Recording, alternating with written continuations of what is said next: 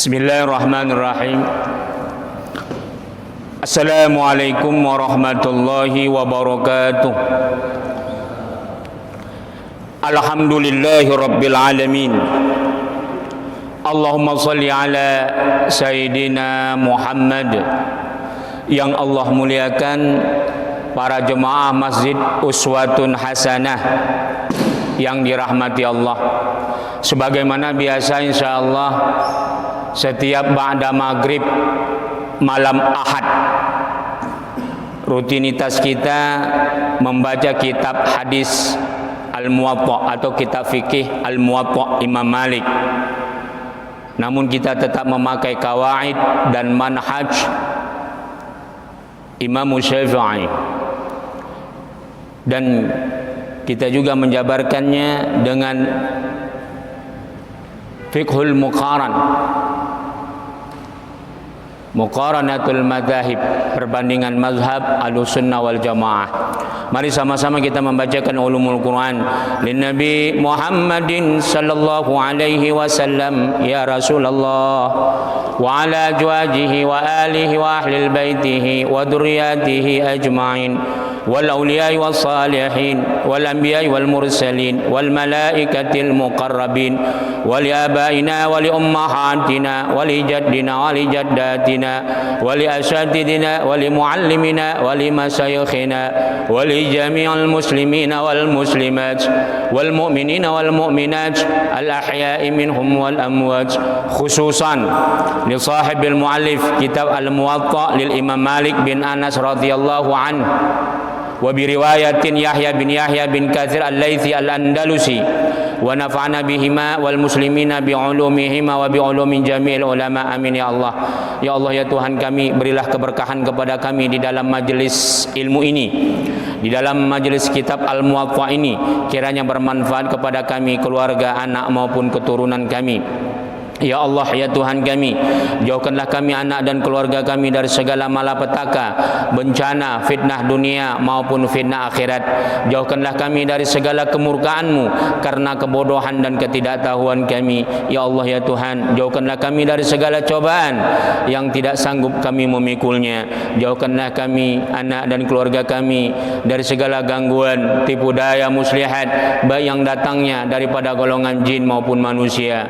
Ya Allah ya Tuhan, anugerahkanlah kepada kami, anak dan keturunan kami, menjadi imaman lil muttaqin, menjadi pemimpin bagi orang-orang yang bertakwa.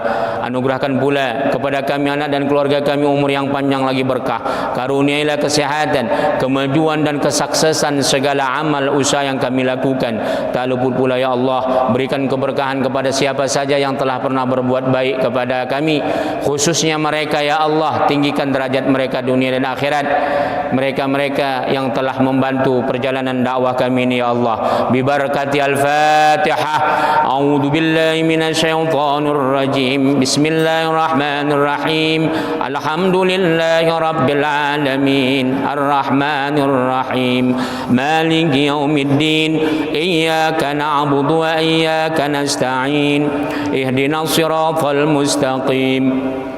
صراط الذين أنعمت عليهم غير المغضوب عليهم ولا الضالين آمين. Alhamdulillah. Kita teruskan hadis yang ke-489. Kalau di buku jemaah mungkin sekitar 488 gitu ya. Tentang masalah zikrullah.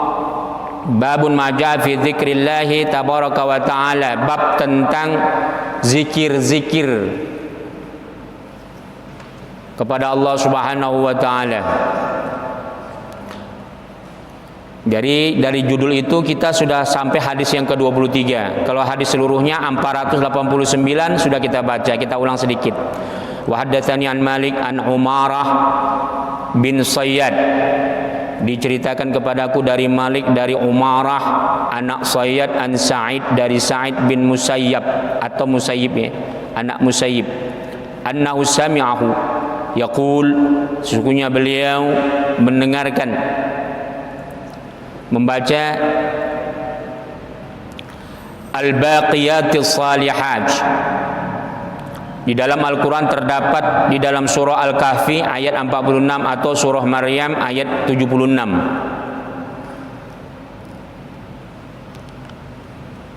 Apa kata Rasulullah? Innaha qaulul abd. Seorang hamba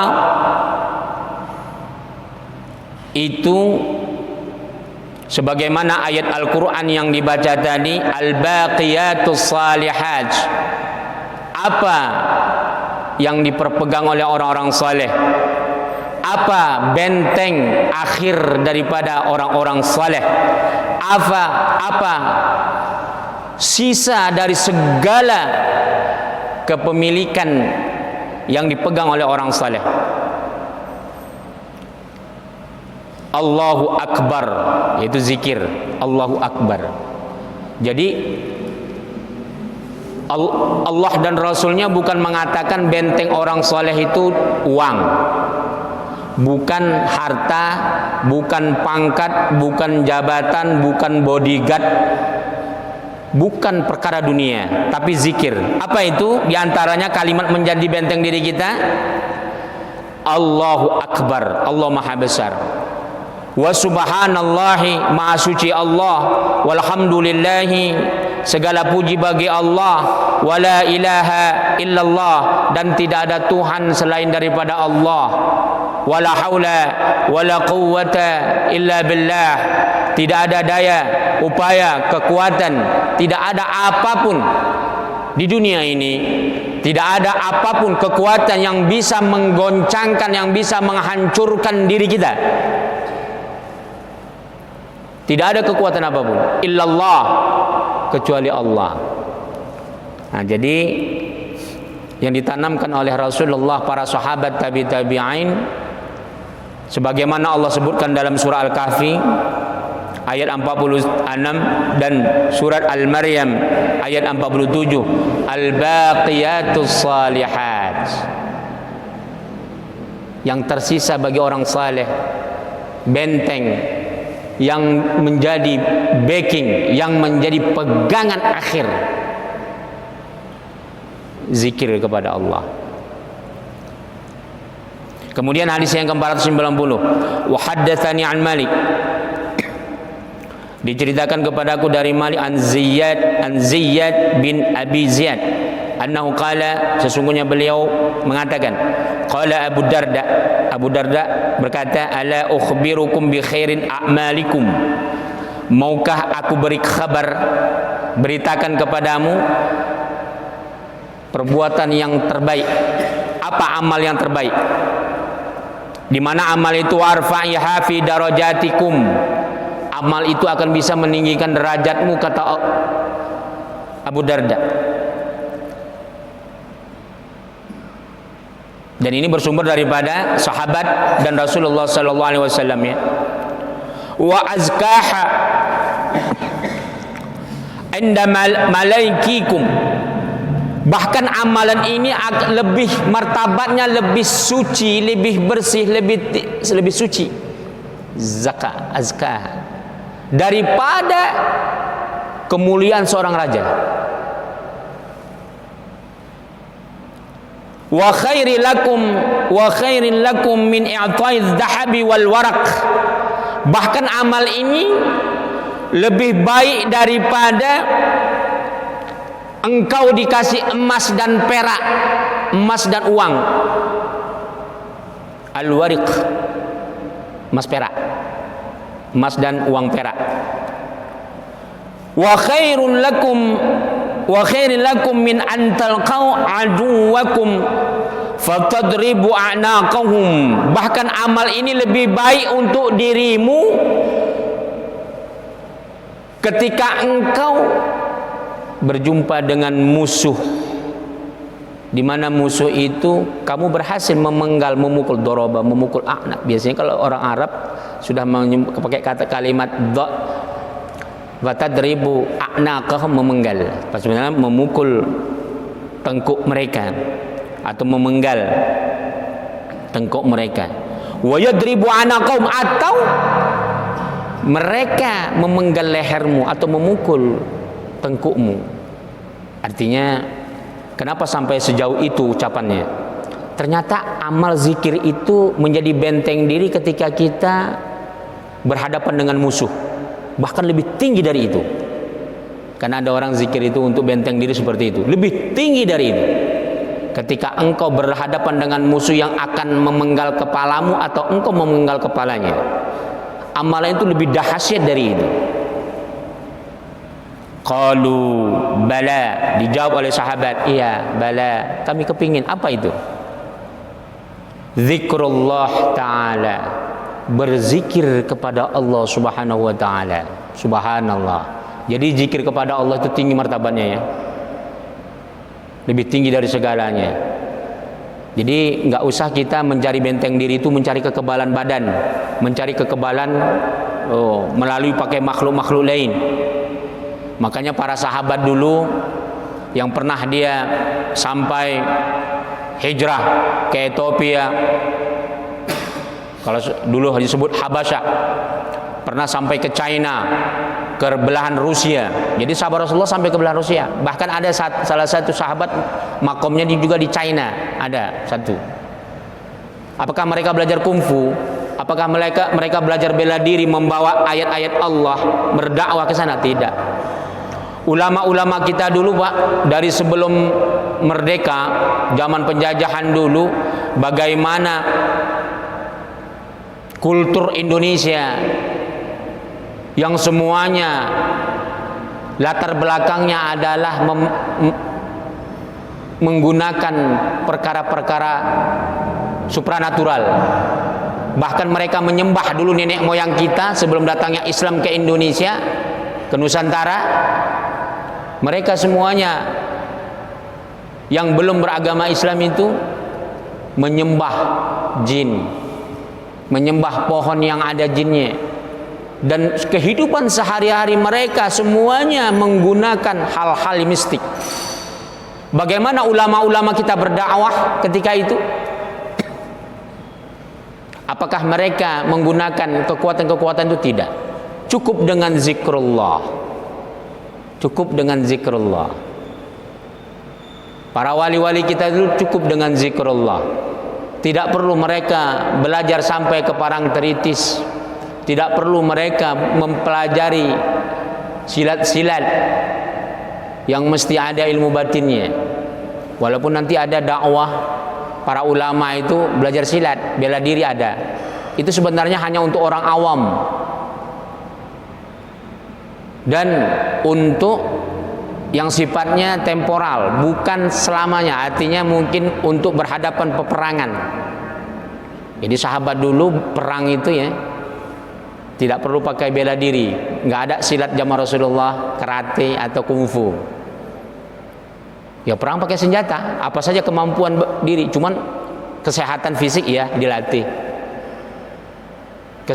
Berlatih berpedang iya, tapi tidak sampai belajar bela diri itu mencari ilmu kebal sehingga bisa diterbangkan oleh bangsa jin dan sebagainya, tidak.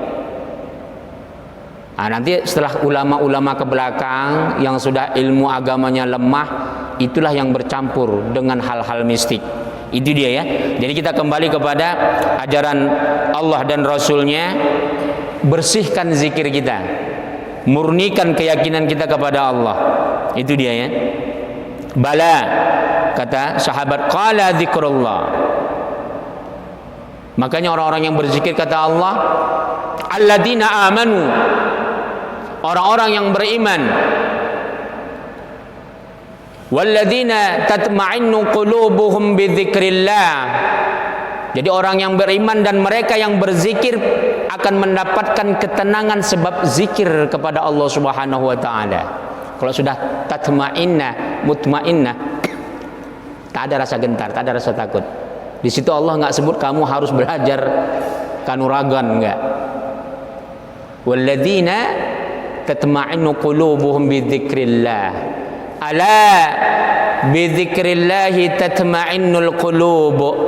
Percayalah, kata Allah, orang-orang yang berzikir denganku, kata Tuhan, hatinya akan tenang. Mereka pasti akan tenang.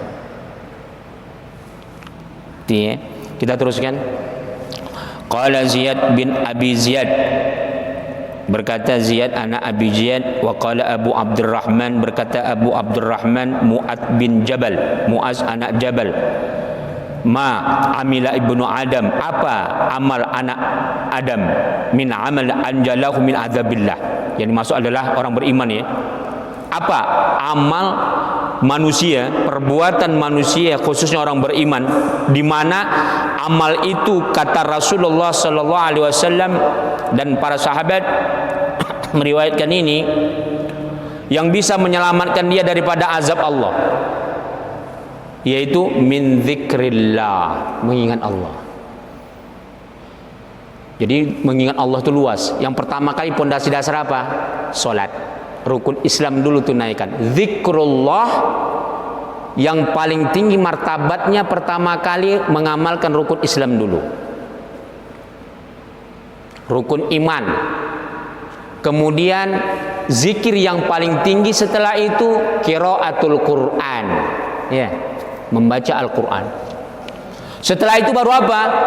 Zikir-zikir yang diajarkan oleh Rasulullah sallallahu alaihi wasallam, termasuk Allah ajarkan dalam Al-Quran.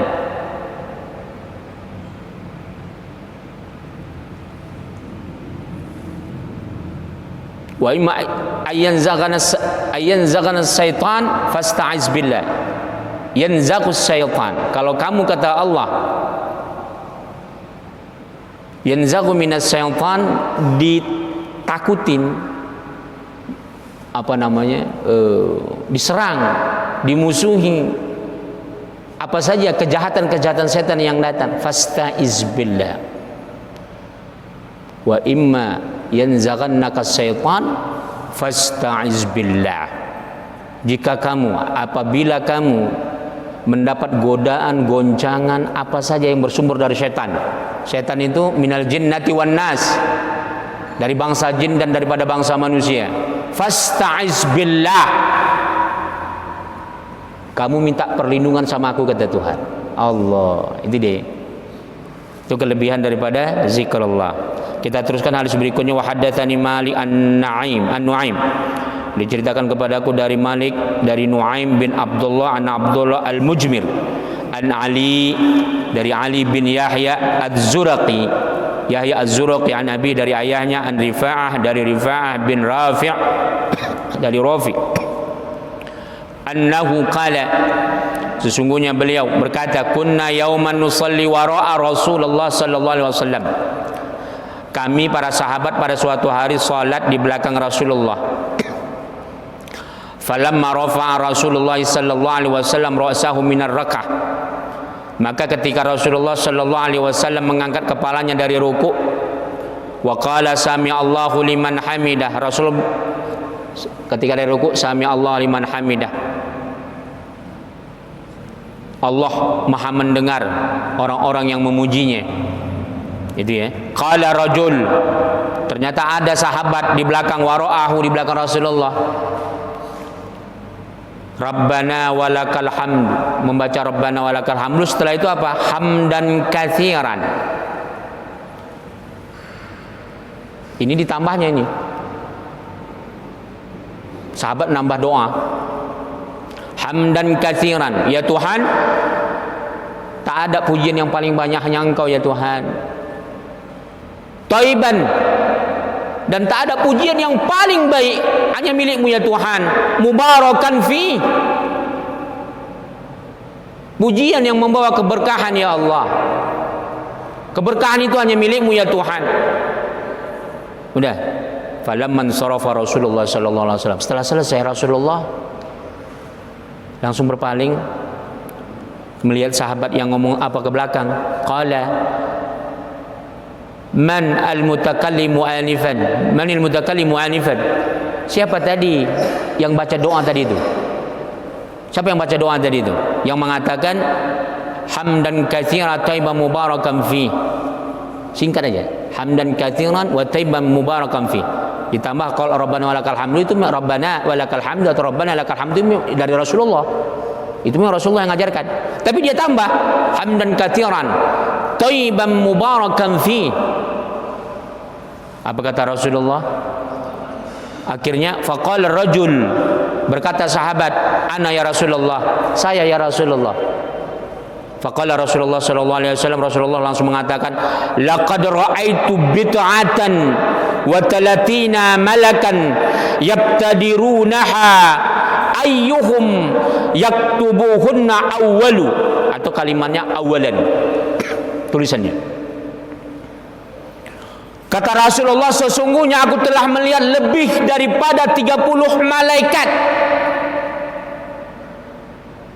Mereka itu berlomba, mereka itu ingin cepat berlomba-lomba apa? Untuk mencatat orang yang berzikir tadi itu.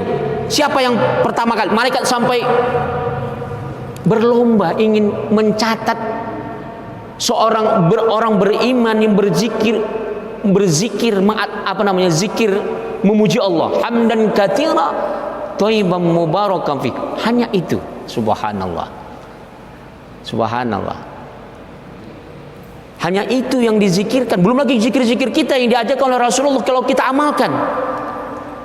Sahabat yang membuat zikir sendiri. Jadi kalau ada orang mengatakan bid'ah, nah ini pun bid'ah, ini Rasulullah tak ajarkan.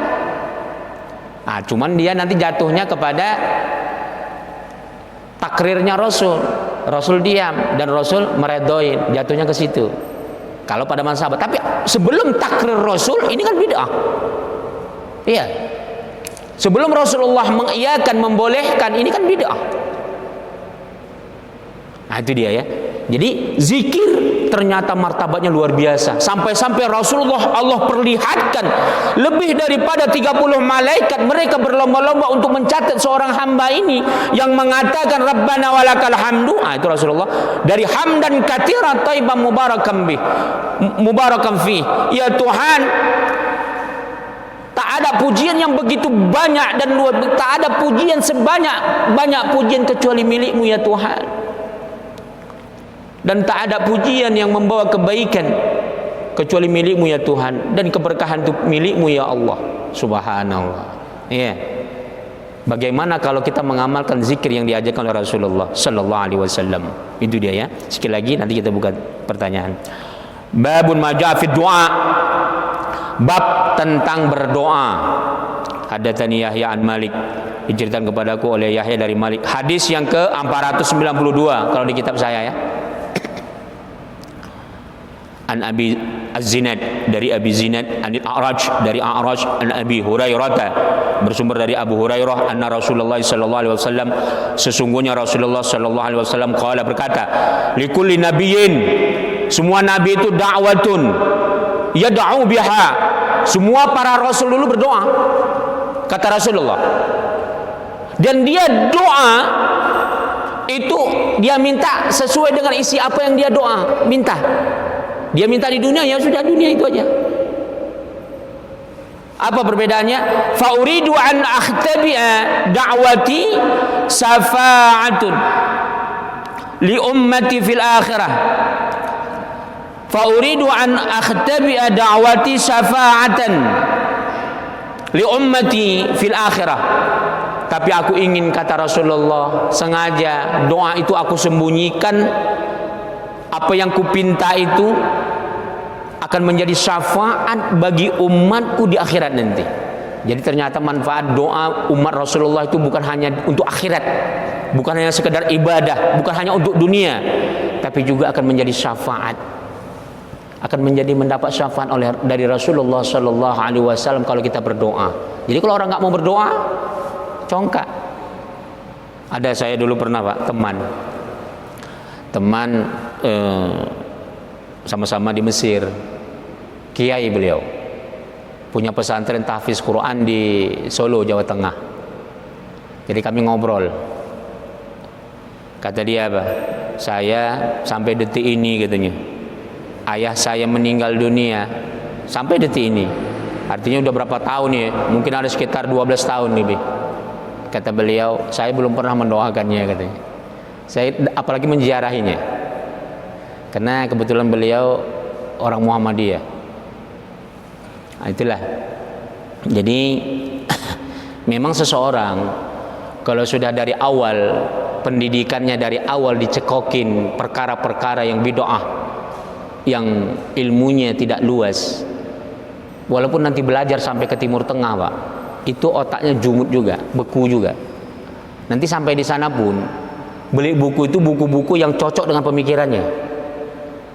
Jadi nggak mau bikin perbandingan dan tidak mau mengambil ibrah bagaimana seorang dosen, guru atau ulama besar di sana cara berpikirnya. Ini kelemahan di antara kelemahan manusia Indonesia khususnya. Bukan berarti di Timur Tengah nggak ada orang-orang yang jumut gitu, ada. Tapi memang ada budaya kita. Kadang-kadang dari S1 sampai S3 itu kalau sudah dia dari kecil dicekokin perkara-perkara yang beku, yang kaku, itu sampai tua, sampai dia pendidikan level tinggi pun itu nggak berubah, itu ada. Jadi pernah Rasulullah menegur cara-cara berpikir tasyadud ini ya, keras. Dari sisi Rasulullah memang ada. Makanya kita harus hati-hati berhadapan kalau orang sudah punya watak keras. Itu intelektual nggak mempengaruhi dia, tidak mempengaruhi. Dialog tidak mempengaruhi, kitab tidak mempengaruhi. Jadi dia kalau sudah mengekang, sama contoh, kita kan mayoritas mazhab Syafi'i. Saya tulen bermazhab Imam Syafi'i. Kenapa saya mau mengajarkan kitab Imam Malik? Karena kita terbuka terhadap mazhab Ahlussunnah wal Jamaah. Tapi kita tetap menggiring, tetap kita membatasi Ahlussunnah wal Jamaah itu kita utamakan dulu mazhab Imam Syafi'i. Setelah itu baru kita perbandingan mazhab. Karena tidak semua kita bisa berdiri di satu mazhab, itu tidak mungkin. Tidak bisa. Itulah pentingnya kita perbandingan mazhab itu. Cuman ada orang yang kaku dia.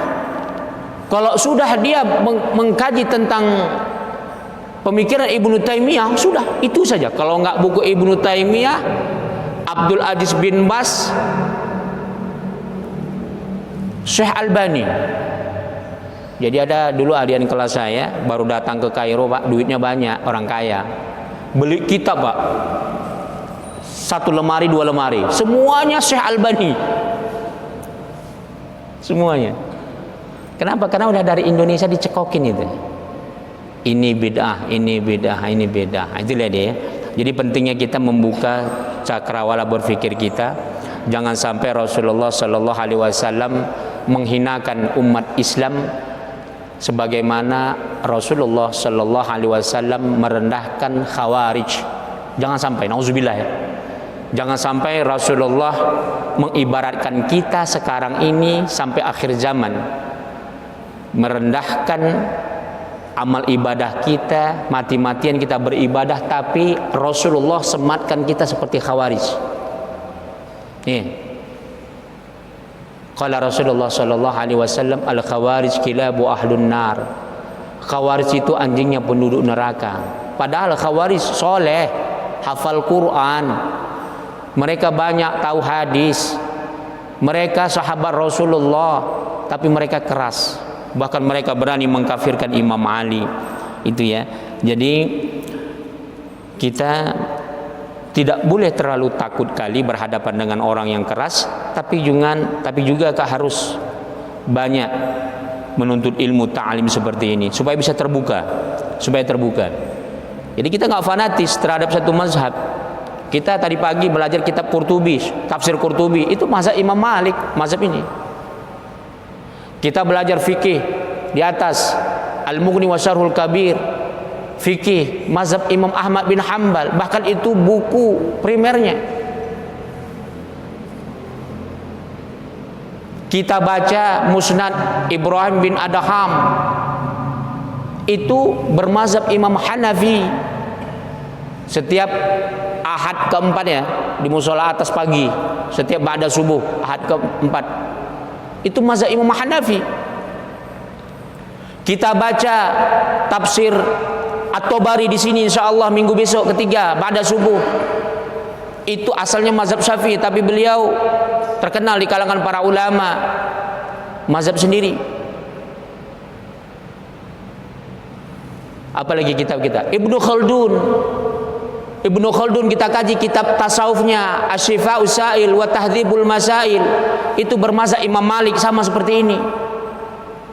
Jadi kita tidak ada fanatisme, kita tidak kaku, tapi kita tetap memakai kawaid dan mazhab Imam Syafi'i. Artinya supaya kita bisa terarah amal ibadah kita, cara berpikir kita jangan liar. Kapan kita boleh talfik mengikuti mazhab lain, kapan tidak? Jadi harus ada adab dalam beribadah, dalam bersyariah, di dalam memahami maqasidus syariah. Bagaimana tujuan-tujuan syariah ini, sehingga kita tidak kaku. Itu dia ya. Wallahu taala alam bisawab. Silakan kalau ada pertanyaan, kalau enggak kita teruskan. Fadal. Saya pernah baca menurut Imam Ghazali itu dalam bentuk ilmu itu ada 3 tahapan, Ustaz. Yang pertama kesombongan, yang kedua rendah diri, dan yang ketiga tidak tahu apa-apa. Nah itu mohon penjelasan masing-masing itu. Iya. Yeah. Terus yang kedua sih, apakah di surga nanti kita bersama Rasulullah, Ustaz? Karena melihat, saya baca satu riwayat, surga itu kan terdiri dari beberapa tingkatan. Itu aja mohon pencerahan. Alhamdulillahirabbil alamin. Imam Ghazali seorang ulama yang luar biasa, seorang mujaddid, pembaharu, ahli sufi, ahli fikih, ahli usul fikih. Beliau karya yang sangat agung adalah Ihya Ulumuddin. Kemudian kitabnya yang paling terakhir kita kaji di Musalla Utsmaniyah. Ini ada nazirnya insyaallah di sini, ketua nazirnya datang. Kita insyaallah setiap malam Jumat Ahad keempat ya insyaallah kita membuka kitab Ilzamul Awam fi Ilmil Kalam Imam Ghazali. Itu kitab yang paling akhir sebelum meninggal Imam Ghazali di Masjid Utsmaniyah Poncol. Jadi beliau di antara karya beliau tadi isinya disebutkan ada orang itu belajar niatnya kena congkak ya, sombong. Yang kedua dia belajar karena untuk perkara dunia. Ada orang yang belajar karena memang dunia dan akhirat. Ada yang di akhirat saja. Jadi nggak terlalu panjang kita jabarkan ini, cukup satu saja. Jadi kalau ada orang yang belajar sifatnya untuk sombong, itu pertama biasanya orang awam. Dia belum bermartabat alim. Makanya kenapa disandingkan seorang faqih, ahli fikih, itu martabat paling tinggi, Pak. Dari seluruh ilmu agama, orang ahli apa saja, ahli filsafat, ahli sejarah, ahli tafsir, ahli hadis, apa saja. Martabat yang paling tinggi adalah faqih, ahli fikih. Makanya sahabat Rasulullah dulu sallallahu alaihi wasallam ribuan sahabat. Dalam sebuah riwayat ada mengatakan 11.000, ada 12.000, ada 6.000. Udah, itu Pak yang faqih, yang paling banyak mengeluarkan fatwa. Level pertama hanya 7 orang, bayangkan. Level kedua hanya 13 orang. Subhanallah. Baru setelah itu berikutnya. Bayangkan, bisa dihitung jari. Kenapa faqih? Fikih ini adalah dia bisa memahami istinbatul ahkam. Bagaimana mengeluarkan sumber-sumber hukum, baik hukum perdata, hukum pidana Islam yang bersumber dari Quran dan hadis. Kemudian ijma' sahabat. Dan mereka lah yang bagaimana mengetahui teks wahyu Al-Quran. Apakah teks wahyu itu berbentuk am, khas, mujmal, bayan? Apakah khitabnya itu menunjukkan sunnah, makruh, haram? Bagaimana untuk mengetahui perintah Allah itu makruh, wajib, haram, larangannya itu berbentuk makruh atau haram? Itu hanya orang yang faqih yang tahu. Contoh, ada idza tadayantum bidaini ila ajalin musamma faktubuh. Apabila kamu berhutang piutang dalam waktu tertentu, faktubuh, catat. Itu fil amar. Dalam kaidah usul fikih al aslu fil amar lil wujub. segala perintah itu wajib. Segala perintah Allah itu hukum asalnya adalah wajib.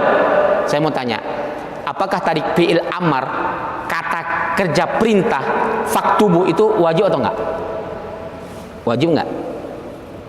Tidak. Itu hanya lil irsyad atau lil ibahah menurut ulama usul fikih. Jadi orang yang fakih yang tahu. Walaupun itu amar. Wa aqimus shalah. Itu fi'il amar, aqimus shalah. Dirikan salat, wajib enggak? Itu amarnya wajib. Belum lagi apakah wajib itu tikrar berulang-ulang atau hanya sekali?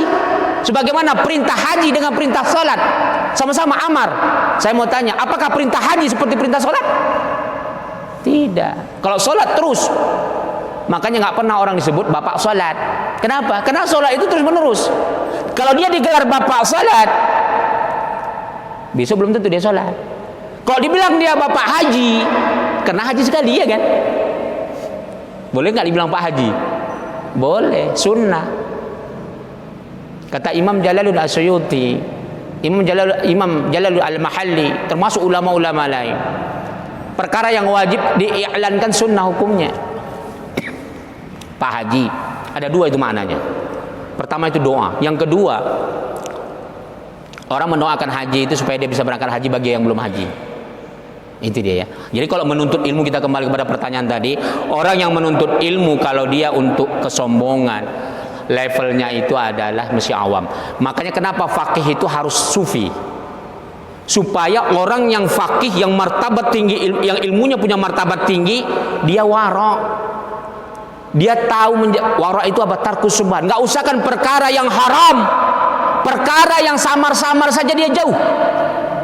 Makanya rata-rata Grand Sheikh atau mufti di Mesir itu Pak, dia harus dicari orang yang fakih dan dia itu warok, yang sufi. Jadi kalau dia fakih jauh daripada sufi, kayaknya akhlaknya belum dijamin. Nah, itu dia ya. Dan begitulah seterusnya. Kemudian apakah kita nanti bisa bersama Rasulullah Sallallahu Alaihi Wasallam di surga? Makanya kalau kita mau makom dengan surga, cinta ulama. Al ulama warasatul anbiya. Bayangkan, Ashabul Kahfi, seekor anjing yang taat kepada orang saleh, yang mengikuti orang saleh, dikejar-kejar, mengikuti orang saleh sampai masuk ke gua yang tidak ada apa-apanya.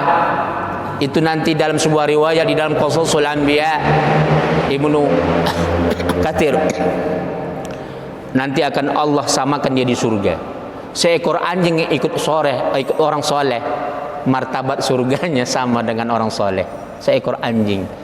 Jadi kalau kita mau makom kita, meskipun kita bukan ulama, kalau kita cinta ulama, kita cinta majelis ilmu, ta'zim kepada majelis ilmu, punya adab dengan majelis ilmu, surganya akan surga ulama. Kalau surga ulama didapatinya sama dengan surga para rasul, surganya Nabi Muhammad sallallahu alaihi wasallam. Itu dia ya.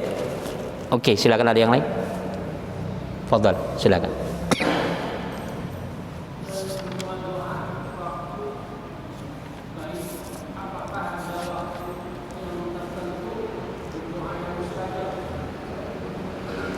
Ada yang lain lagi? Silakan. Fadl. Dalam berdoa ada aturan-aturannya, kita bersalawat dulu sama Rasul atau gimana. Tapi kita berdoa itu aturan-aturan tadi belum dikabulkan doanya. Kira-kira yang menghambat itu apa, Ustaz? Itu ya. Terus ada satu lagi, dalam bab yang zikir tadi, lebih afdal mana berzikir dengan menggunakan alat atau dengan tangan? Itu ya. Alhamdulillahirabbil alamin. Apakah ada waktu-waktu mustajab untuk berdoa? Banyak. Banyak sekali. Ya.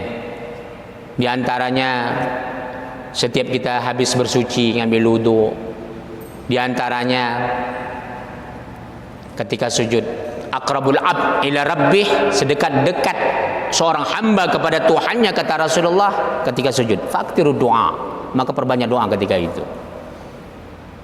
ketika mau berbuka puasa, termasuk orang yang dizalimi, orang yang terzalimi, meskipun dia orang tak berakidah. Jadi kita jangan coba-coba menzalimi orang kafir. Apabila kata Rasulullah dalam hadis sahih, barang siapa orang menyakiti ahlul zimmi, orang non-Islam yang di bawah naungan kekuasaan orang Islam, atau orang non-Islam di bawah naungan mayoritas umat Islam, kita zalim atau kita memberikan tanggung jawab fauqa taqatihi, lebih tinggi, lebih memberatkan dia, kita kasih dia beban lebih berat daripada kita, artinya undang-undang lebih kejam daripada sesama Islam. Kita berbuat tidak adil. Apa kata Rasulullah? Anna hujjaijuhu yaumal qiyamah. Nanti akan kutuntut dia di hari kiamat. Hati-hati. Bayangkan, Rasulullah berani dia menuntut kita di hari kiamat nanti kalau kita tidak adil kepada orang yang tidak beriman sekalipun. Hati-hati itu. Jadi doa, tempat-tempat doa makbul banyak. Rasulullah berdoa setiap ba'da maghrib itu membaca surah Yasin, habis sisa membaca surah Al-Mulk dan sebagainya. Jadi doa-doa, tempat-tempat doa makbul itu banyak ya. Orang yang baru habis akad nikah umpamanya ya kan. Nah, itu kita minta doa. Apa doa paling penting? Ketika mencium Hajar Aswad, ketika tergelincir matahari sebelum Jumat, itu kita disunahkan membaca surat Al-Kahfi umpamanya. Banyak membaca selawat ba'da asyar, menjelang maghrib. Itu doa-doa, tempat-tempat doa yang makbul. Itu dia ya. Kemudian banyak lagi ya. Saya kira bisa dilihat nanti video-video kita sebelumnya tentang masalah waktu-waktu doa. Kemudian pertanyaan berikutnya adalah bagaimana syarat-syarat doa. Jadi doa nggak semuanya syaratnya sama. Kalau kita doa berjemaah, maka doanya pertama syaratnya adalah jangan tinggalkan tahmid, mengucap memuji Allah, kemudian selawat. Setelah itu kita minta ampun diri kita, kedua orang tua, keluarga. Allahumma firli wali walidayya. Setelah itu wali jamil muslimin. Jangan langsung meminta apa yang kita niatkan, apa yang kita tujukan. Jangan. Tahmid dulu. Jangan langsung A'udzubillahiminasyaitonirrajim, bismillahirrahmanirrahim, ya Tuhan minta duit. Jangan gitu ya. Puji dulu Allah. Engkau maha puji ya Allah, maha terpuji, selawat dan salam. Itu dia ya. Jadi diakhiri. Jadi setelah itu baru kita minta doa apa saja. Baru diakhiri dengan tahmid dan salam. Tahmid dengan selawat. Memuji Allah lagi. Setelah itu kita selawat, baru alhamdulillahirabbil alamin. Kemudian bagaimana, kenapa doa kita nggak terkabul? Nanti sampai kita hadisnya. Tidak boleh kita tergesa-gesa meminta doa kepada Tuhan. Nanti sampai hadisnya kita ya. Yustajabu li ahadikum ma lam ya'jal. Diterima salah seorang di antara kamu itu doanya kalau nggak tergesa-gesa. Fayaqul qad da'autu falam yustajab li. Ini Rasulullah cakap nih, ini Rasulullah. Ada orang mengeluh, kenapa aku belum dikabulkan doaku? Itu nggak boleh. Itu dia ya. Bayangkan, Ud'u astajib lakum, kata Allah. Kamu berdoalah akan kukabulkan. Walaupun nanti Rasulullah SAW akan pernah memberi syarat doanya akan terkatung-katung kalau dia makan yang haram. Ya. Jadi yang paling penting jangan sampai fasik. Kalau orang yang fasik berdoa terkatung-katung dia mestian. Apa itu fasik? Nggak sholat. Kemudian orang yang tidak beriman itu murni. Orang yang tidak punya akidah tertolak, doanya tidak diterima. Jadi jangan tergesa-gesa. Jangan juga kita memaksa, ya Allah cepatkanlah ya Allah aku dapat jodoh, cepatkanlah ya Allah aku bisa dapat PNS dan sebagainya. Jangan ya. Jangan kita percepat, jangan meminta cepat-cepat. Jadi berdoa saja, Allah tahu kapan kita perlu. Itu dia ya.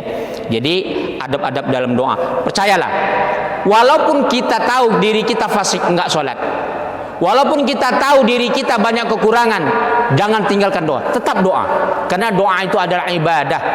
Doa itu adalah mukhul ibadah kata Rasulullah. Otaknya dari segala ibadah. Otaknya ibadah itu doa.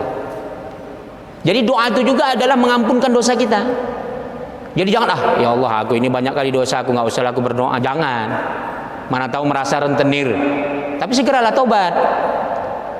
Mana tahu kita merasa sering korupsi, sering mencuri, sering berbuat jahat. Jangan pula gara-gara itu kita nggak mau berdoa. Salah. Semakin kita jauh dari Allah, Allah akan semakin jauh dari kita. Jadi kita jangan merasa kecil hati. Cuman nanti Allah akan mengijabah doa kita itu. Bahkan nanti orang yang fasik pun akan Allah kabulkan doanya. Segera bisa. Tujuannya apa? Supaya kita sadar, taubat. Tapi nanti ada juga nanti orang yang dia itu semakin jauh dari Tuhannya, Allah berikan, enggak pun dia berdoa, semakin kaya dia. Itu istidraj namanya. Hati-hati. Sebenarnya banyak ayat-ayat yang mau saya jabarkan, tapi kita sudah habis waktu. Insyaallah akan datang ya. Al-Fatihah. A'udzubillahi minasyaitonir rajim. Bismillahirrahmanirrahim. Alhamdulillahirabbil alamin arrahmanir rahim maliki yaumiddin. Iyyaka na'budu wa iyyaka nasta'in. Ihdinas siratal mustaqim. Siratal ladzina an'amta 'alaihim ghairil maghdubi 'alaihim waladdallin. Amin. A'udzubillahi minasyaitonir rajim. Bismillahirrahmanirrahim. Allahumma ja'al hadzal majlis barakatan wa mubarakah wa ba'id alaina fitnatan minad dunya wal akhirah walhamdulillahi rabbil alamin. Assalamualaikum warahmatullahi wabarakatuh.